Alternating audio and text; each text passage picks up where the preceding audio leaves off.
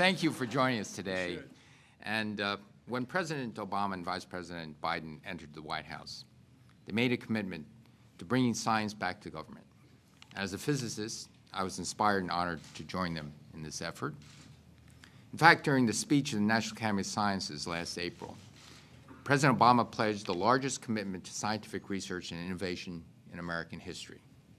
The reason for that is simple. Both the President and the Vice President understand that innovation is directly tied to our nation's future prosperity. It's also hardwired into our DNA. Throughout our history, Americans have never been willing to accept that something can't be done. We refuse to accept that any challenge is impossible. No matter what the challenge, we'll find a way. Fueled by our great universities, our unparalleled national commitment to research, American ingenuity has helped us conquer the frontiers in science, medicine, and space that were long thought of as fantasy. The spark of American innovation launched new industries, put millions of Americans to work, and raised our standard of living. The Obama administration understands that this legacy must be renewed by each successive generation.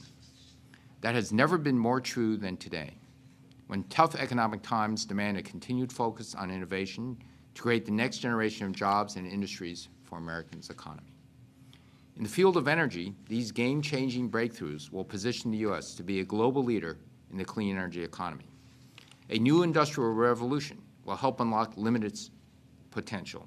Advanced batteries, with perhaps 100 times the current energy storage capacity, 3 times less cost. Solar panels, which now cost $3.50, $4 per watt. We're aiming to get there within 10 years or less to $1 a watt, so they can be put up on many rooftops without subsidy. A smart grid that lets appliances talk to the power grid, optimizing electricity use and saving consumers money. These innovations are all closer to happening thanks to the investments made possible by the Recovery Act. Perhaps most importantly, these breakthroughs are helping us create tens of thousands of new jobs, allowing the U.S. to continue as a leader in the global economy and help provide a better future for generations to come. Many people have helped implement the Recovery Act to ensure its success, and with it, the success of the nation. But few people have done more when it comes to fostering new innovative science and technology than Vice President Biden. He understands our hopes for tomorrow are grounded in the breakthroughs of today. And that's why he's such a tireless champion of these investments in innovation, a forceful advocate of what American ingenuity can accomplish for the American economy. With that, it's my pleasure to now introduce the Vice President of the United States, Joe Biden. Thank you, Mr. Secretary. Thank you very much. Mr. Secretary, let me begin by saying it's an honor to serve with you.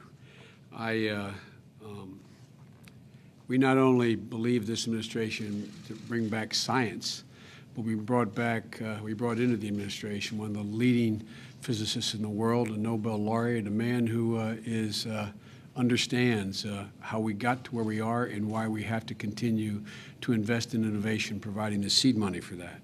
And I must say, I've held high public office for a long time, but there's few people I learn more from and have learned more from than Secretary Chu. It's been a genuine, literal education being able to work with him. And I thank you for being willing to serve, Mr. Secretary. Folks, if you forgive me, I'd like to start today with a few items that are worth noting prior to getting to the meat of what I'm here for. First, as of today, we have officially reduced the number of U.S. troops in Iraq to below 50,000, meeting a commitment. Thank you. Meeting a commitment President Obama made before taking office and meeting it ahead of schedule. And next week, as you know, the United States military will end its combat mission in Iraq, while remaining troops will be there, 50,000, advising, assisting, and training Iraqi forces. This, quite frankly, is a remarkable milestone in a war that began more than 7 years ago. The longest war, the second longest war in American history, Afghanistan being longer. And we owe an incredible debt of gratitude to the tens of thousands of American troops that have sacrificed to get us to this place. And I might pay special tribute to our commanding general, General Ray Odierno, who has done such a remarkable job in getting us to this point. The second thing I want to respond to are remarks made this morning by the Republican leader of the House, Mr. Boehner. After months of promising a look at his party's agenda for their plans for America, their economic agenda, he made what was billed this morning as a major economic address. And his chief proposal, when you look at it, apparently was that the president should fire his economic team. Very constructive advice, and we thank the leader for that. But let's take a look at the rest of his advice. But first, let's review a little bit of history here. For 8 years before we arrived in the West Wing, Mr. Boehner and his party ran the economy and the middle class literally into the ground. They took a $237 billion operating surplus inherited from the Clinton administration and left us with a $1.3 trillion deficit, and in the process quadrupled the national debt, all before we literally turned on the lights in the West Wing, before we did one single solitary thing. They gave free rein to the special interests to write their own rules at the expense of everybody else, not just the middle class.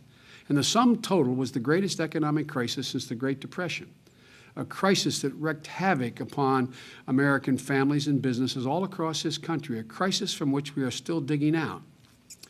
You know, the head of their campaign committee, Republican Representative Pete Sessions, a fine guy, by the way. This has nothing to do with these people in terms of their character and personality, just have fundamentally different views than they do.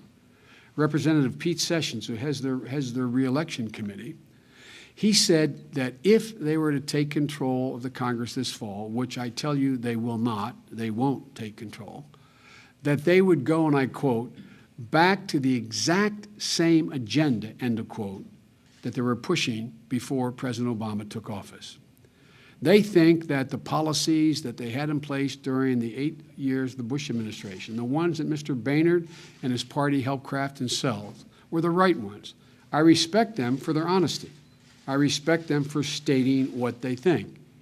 Well, let me tell you, there are millions upon millions of Americans who saw their savings, their paychecks shrink, lost their jobs, their homes. Mr. Boehner is nostalgic for those good old days, but the American people are not. They don't want to go back. They want to move forward. And so, folks, I'm still waiting for what it is that they are for. And let me respond to a few specific points that Mr. Boehner raised. On taxes, let's be clear what the debate is about. You're going to see it unfold in September and October. The large tax cuts of the Bush years, of the last decade, were scheduled by law when they were passed to expire this year. Put another way, unless the Congress affirmatively reinstitutes those tax cuts, they go away, not because of anything we did, but because of the way the law was passed 10 years ago. President Obama says that the middle class can't afford higher taxes in the midst of this recession. They need expendable income, that they've borne the brunt of this recession. So the president has proposed to extend the tax cuts for 98% of the American people, the middle class and those striving to be in the middle class. What Mr. Boehner wants to do is extend the tax cut to the remaining 2%. And that means going to have to go out and borrow another $700 billion over the next 10 years to give an $100,000 tax cuts to someone making $1 million. This is not a populist argument. I have no objection to cutting taxes for everyone. It'd be wonderful if we could pay no taxes at all. Everyone. But the truth of the matter is, those making over $1 million a year are not in a position where they are not liquid enough to be able to spend on what they need. And another $100,000 in liquidity is not going to have any impact on economic growth or job creation. But a $700 billion further deficit will in the long term. So to justify continuing the tax cut for the top 2%, he has created a myth that tax cuts for millionaires actually cut taxes for small businesses. Let's have a little truth in advertising here. there aren't 3% of the small businesses in America that would qualify for that tax cut of the top 2%. It's a Wall Street tax cut, not a Main Street tax cut. And the irony is, at the same time they're talking about small business, they are blocking, by a filibuster in the Senate, a $12 billion tax cut for small businesses, which we proposed. Also, they want to give U.S. companies that shift jobs and profit overseas a tax credit for the taxes they don't even pay. Again, this is not a populist argument that, in fact, there shouldn't be any American business overseas. But the tax credit is not needed. We've seen this movie before, Mr. Boehner. We've seen it before. And we know how it ends. The American people deserve something different and something better. The rest of this so-called plan doesn't offer any economic agenda. It's merely a list of the things that they think the president should not do. So after all this buildup and hype, all we know is what John Boehner and his Republican colleagues are against. I know what they're against. What I don't know, other than a tax cut for the top 2% of the taxpayers in America, I don't know what they're for that's going to change our economic circumstance. So let's be clear about the kind of change that we support. Today, Secretary Duncan, the Secretary of Education, is going to announce an additional group of grants to states in what we call the Race to the Top, which is our administration's plan to reward states, because we don't control local education, nor should we. But we're rewarding states who are willing to take bold new steps to change the way we educate our children. We cannot continue the same policy in the 21st century and expect to create the jobs of the future and lead the world. We can't continue to remain 12th in the world in the percent of graduates that, relative to the population that we graduate from college, and expect to lead the world. My wife, who teaches full-time at a community college, Dr. Jill Biden, has a great phrase. She said, any country that out-educates us will out-compete us. Look, it's striking that Mr. Boehner's economic address was devoid of any proposal as to how to improve America's schools. Yet, another key to our economic future that Mr. Boehner has ignored is what we're here to discuss today, innovation. Not a word from our opponents on how we're going to spur innovation, change our energy policy, reduce our dependence, and again, be able to lead the world in the 21st century. I asked the rhetorical question, does anybody in this audience or anybody listening to me think it's possible to lead the world in the 21st century as did in the 20th, with the same economic, energy policy we had and the same education policy? Let's talk about the basic formula that our administration has adopted relative to innovation. Government, as it has done historically, I might add, plants the seed. The private sector makes them grow. We, in the process, launch entire new industries and create hundreds of thousands of jobs and spark new forms of commerce that were once unimaginable, allowing us to do in the 21st century what we did in the 20th, dominate the world economically. You know, Secretary Chu is really the perfect person to talk about innovation with us today. He should be the one spending the whole time talking to you. But from what I understand, you don't win a Nobel Prize for repeating formulas of the past. I don't know that they're often given for that. You win Nobel Prizes. You win Nobel Prizes for doing something that's never been done before. You win one for innovating. Now more than ever, the American people need a policy of innovation. I've been all over this country, literally. I've been told I've now traveled, according to Air Ops, I've now traveled over 300,000 miles since being vice president here and abroad. I've spoken to an awful lot of people in the process. And I've yet to find anyone, here or abroad, who suggests that America's future can be built on the industries of the 21st century. Times have changed. As my favorite poet, William Butler Yeats, would say, in reference to his Ireland back in a poem called Easter Sunday, 1916, he said, "The world has changed utterly. A terrible beauty has been born." The world has changed utterly. And we believe we have to change with it. Just bring us back to where we were. Just bring the economy back to what it was before the beginning of the recession. And what do you have? Do you have a country in a position to lead in the 21st century? Because not only were families struggling before the beginning of this great recession, productivity rose 20% from 2000 to 2007. The middle class fell behind. But America was stagnating. And it wasn't just all Bush. It was our failure to address a lot of problems, including energy, in the decade before as well. We're seeing big challenges getting bigger. Climate change, our dependence on foreign oil, the erosion of our manufacturing base. And at the same time, Americans are losing jobs. And even maybe more desperately, as my dad used to say, a job, Joey, is worth a lot more than a paycheck. It's about your dignity. It's about your respect. A lot of people have lost their dignity through no fault of their own. And the consequence, a lot are losing hope. So when we passed the Recovery Act, our goal was threefold. I might note parenthetically, it was predicted by our opponents that there would be massive waste, fraud, and abuse. Thus far, that dog hasn't barked. Less than I think it's 0.5%, but under 1% of all the money spent has even been questioned as to whether or not there's any complaints made as to whether or not it's being spent appropriately. So we did this to rescue for three reasons: to rescue a rapidly deteriorating economy and tens of millions of people falling into a black void.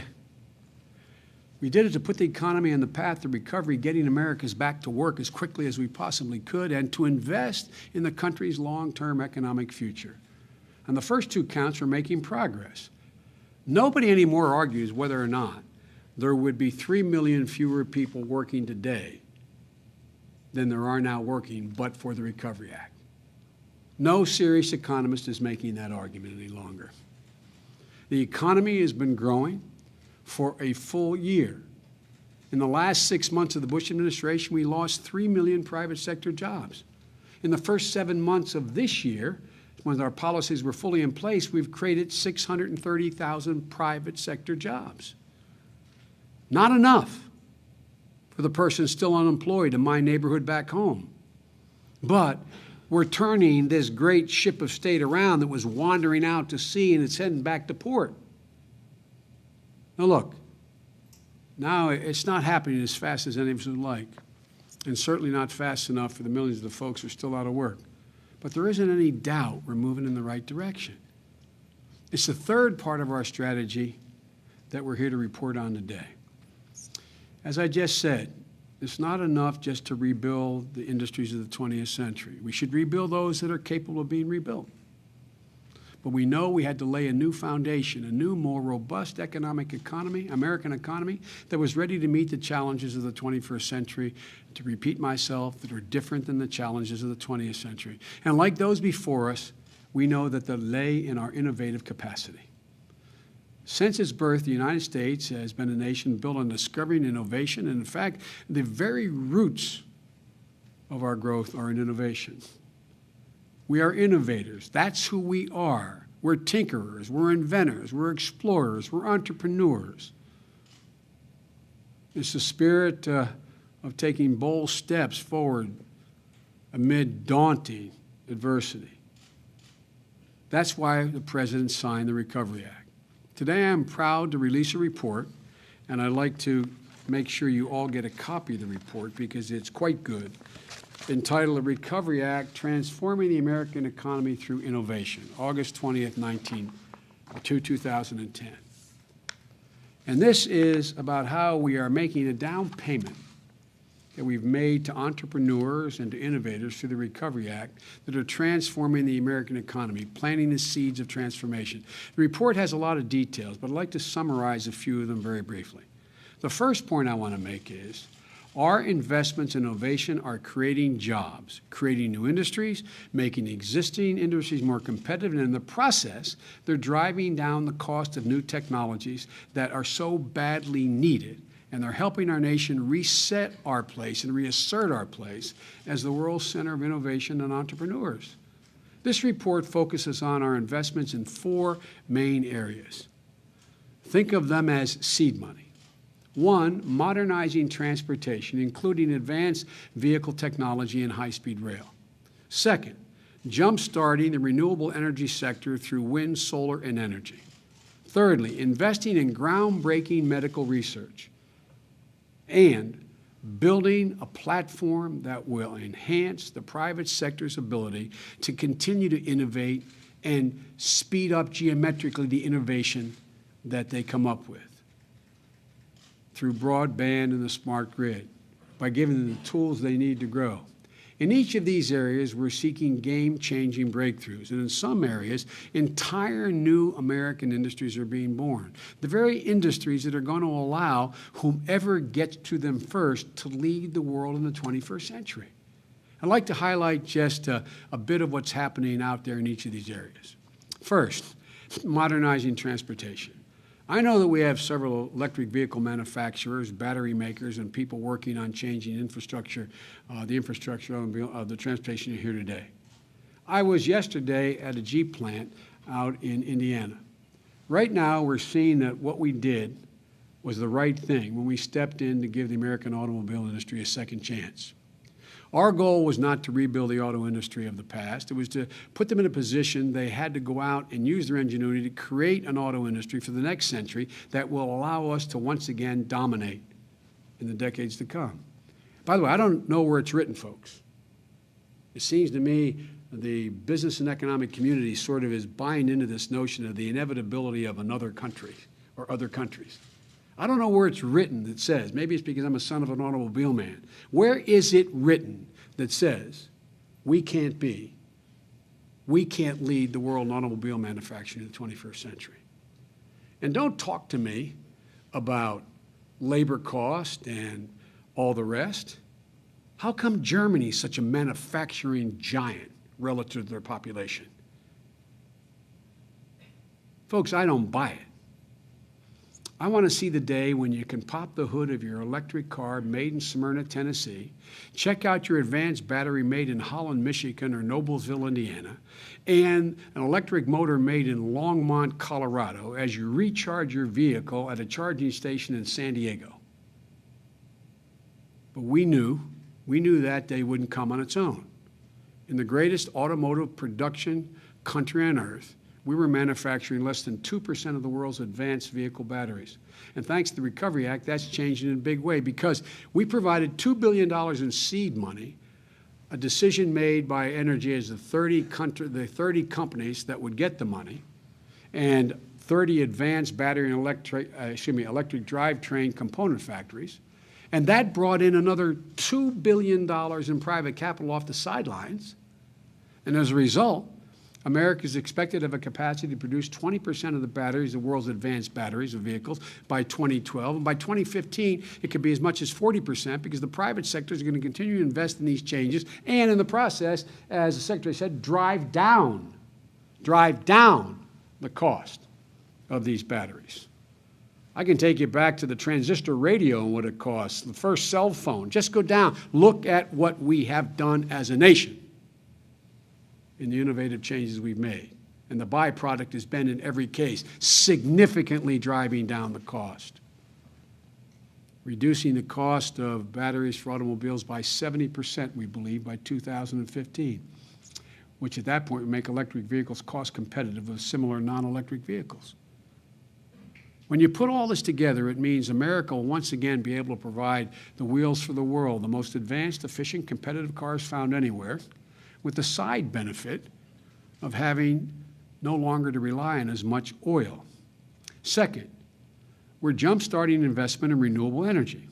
3 decades ago, the United States led the world in another arena, the development of renewable energy, wind, solar, geothermal. Since that time, because of the failure of the past to invest in these industries, we are no longer the leader in the world. Secretary Chu and President Obama and I set a goal of doubling renewable energy generation capacity from wind, solar, and geothermal by 2012.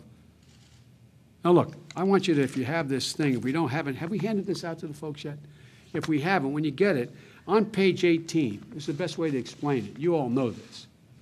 It says, from what 1 gigawatt of renewable energy can do, it can power 290,000 homes for a year and power almost 1 million electric vehicles for a year, saving 349 million gallons of gasoline per year. That's what 1 gigawatt of renewable energy will do. If we, in fact, do as we say, and we will, double renewable energy by 2012, that means we'll go from 28.8 gigawatts of solar, wind, and geothermal to 57.6, enough to power 16.7 million homes for a year. That covers a lot of states. Even big states like New Jersey with 9 million people probably, I'm guessing, have fewer than 3 million homes or 3.5 million homes. Folks, this is groundbreaking. We want to install as much renewable capacity in the next 3 years as we've done in the past 30. But we're way ahead of the pace that in order to meet that. In Pensacola, Florida, we funded the largest photovoltaic power plant in North America with over 90,000 solar panels, enough just there to power 3,000 homes for a year without any other help. The Department of Energy is in the process of supporting what will be the world's largest solar thermal facility in the Mojave Desert with 349,000 mirrors.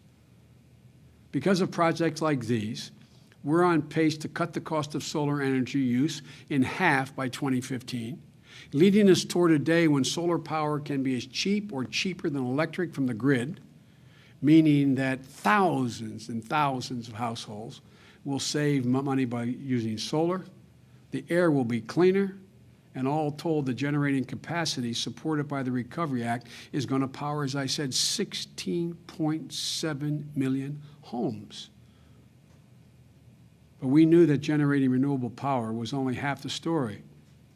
We had to reassert ourselves in renewable manufacturing as well. So, President Obama set a goal to doubling renewable manufacturing capacity as well by the end of 2011. And by the way, that means American jobs. Wouldn't it be ironic if we went from being dependent on foreign fossil fuels and oil to be dependent upon renewable energy vehicles, not just the vehicles, the windmills and everything else, in order to generate that renewable energy? We're on track to meet that goal too. We're using a tax credit, fancy phrase, you all know it, 48C in the tax code, to increase incentives for renewable energy manufacturers to set up or relocate their businesses here in the United States. Already, we have paid out $346 million in tax credits for wind alone, resulting in 52 wind manufacturing projects from scratch being set up here in America to build windmills. It means American jobs, good paying jobs. And again, it's not just government. It's leveraged in private capital. All in all, the $46 billion in clean energy funds that we provided, the seed money alone, has generated over $150 billion in investment, non-federal dollars, for new energy projects. And mark my words, that will continue to increase geometrically if we stay on course, because the private sector is what's going to ultimately deliver us to a state of some sense of energy independence. As a result, we're on pace to hit our target of doubling America's renewable energy generation and manufacturing capacity by 2012. The third point I'd like to raise is the Recovery Act is investing in groundbreaking medical research with the goal of finding new ways to treat and prevent some of the world's most daunting and debilitating diseases, to develop powerful new medicines and even define strategies that will prevent disease from occurring in the first place, saving lives and tens of thousands of lives in the process and hundreds of billions of dollars in the process. I love how our opponents have nitpicked some of the research money that we've given to NIH. One, reflecting they know nothing about science. And two, thinking that you can go out and cherry pick and know exactly what scientific breakthrough is going to pay off. This disease prevention work is happening all across the board. In the human genome sequencing, cardiovascular disease, cancer, autism, the things that matter to American people's lives. Thanks to the Recovery Act, researchers at our National Institute of Health are going to complete the sequencing on 50 times as many human genomes as are sequenced today. Not only increasing our understanding of disease, but also bringing down the cost of doing this work and opening the door to the future of personalized medicine. Thanks to the Recovery Act, NIH will be able to sequence the genes of cancer that affect 10 million Americans, again, with the potential to start winning the war on cancer, a war we declared in the 1970s. The first human genome map cost an estimated $2.7 billion. It was worth every penny. Today's genome map stands at $48,000. Now we stand on the verge of bringing the cost of a human genome map below $1,000, 50 times cheaper than what is currently possible, with the potential to completely transform healthcare in America and the world, I might add. The National Institutes of Health have one of the greatest assemblages of doctors and scientists in the world. I think the three greatest assets America has are our laboratories, from which you came, Doc, number one, NIH, and our national park systems. They're the three pieces of heritage we leave to a generation that cannot be duplicated.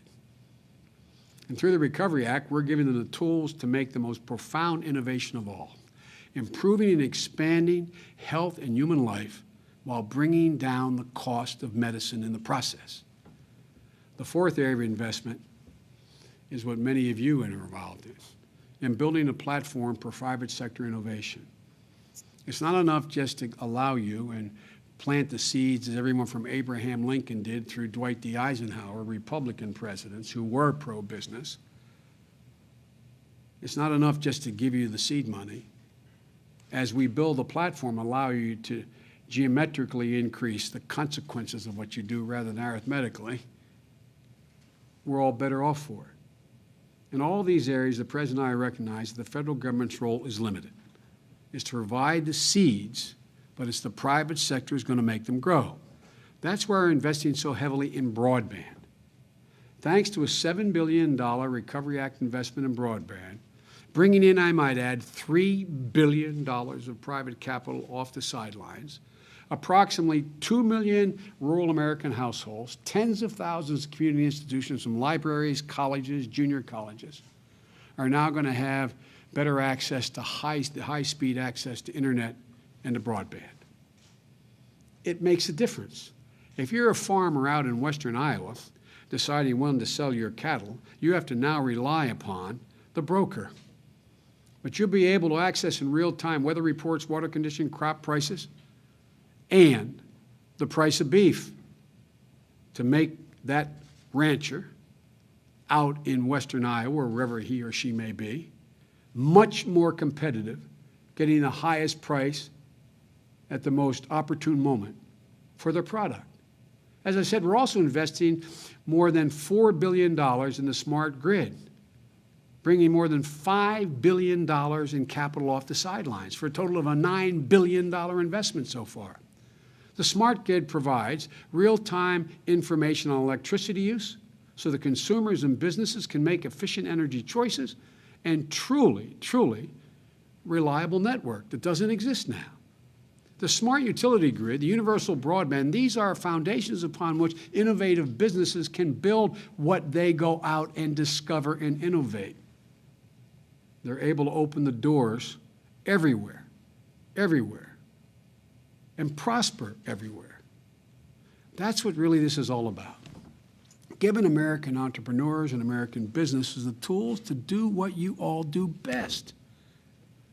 I know that there are several representatives of ARPA-E here today. To the listening public, ARPA-E sounds like some, I don't know what it sounds like to y'all.